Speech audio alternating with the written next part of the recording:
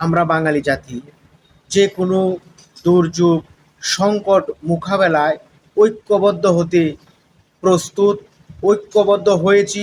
এর অসংখ্য নজির, অসংখ্য উদাহরণ, অসংখ্য প্রমাণ বাঙালি জাতি, বাংলাদেশি মানুষ দিয়েছে।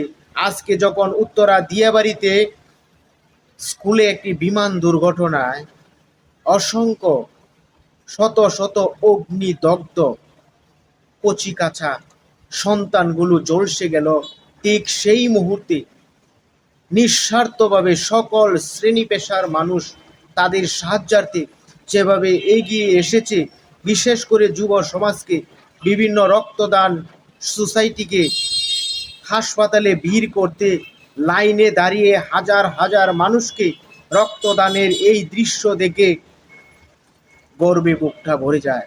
আমাদের সন্তান, আমাদের দেশপ্রেমিক জনতা যেভাবে ঐক্যবদ্ধভাবে যে কোনো ধরনের চ্যালেঞ্জ মোকাবেলায় এগিয়ে আসতেছি, সেই দিন আর বেশি দূরে নয়।